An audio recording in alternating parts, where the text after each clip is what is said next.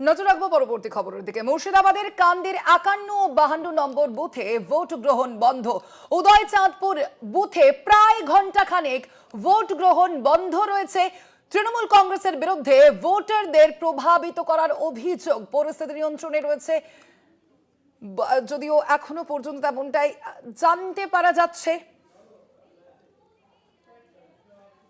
মুর্শিদাবাদের কান্দির 51 ও 52 নম্বর বুথে ভোট গ্রহণ বন্ধ রয়েছে বলেও জানা যাচ্ছে। মুর্শিদাবাদ এর এই কান্দি যে কেন্দ্রটি রয়েছে,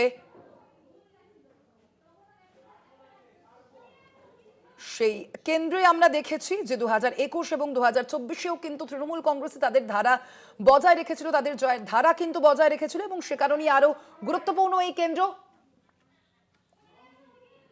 আমরা কথা বলবো নিয়ে, আমাদের সঙ্গে এই মুহূর্তে ফোন লাইনে রয়েছেন প্রতিনিধি অভিজিৎ ঘোষ। অভিজিৎ, এখনো পর্যন্ত ঠিক কি পরিস্থিতি দেখা যাচ্ছে? ভোট কি আবার শুরু হয়েছে? দেখো যে ভোট আবার পুনরায় শুরু হয়েছে, স্বাভাবিক ছন্দে ফিরেছে ওই বুথটা। সাধারণ ভোটার যারা আছে তারাও ভোট দিতে আসছে।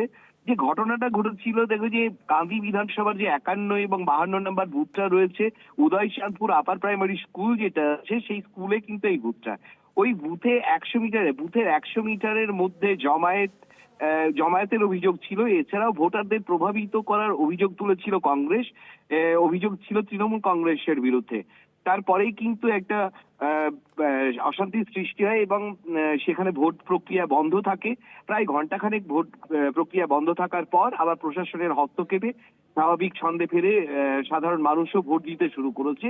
কংগ্রেসের পক্ষ থেকে কিন্তু এই অভিযোগ তোলা হলেও তৃণমূল কংগ্রেসের পক্ষ থেকে কিন্তু অভিযোগ অস্বীকার করা হয়েছে।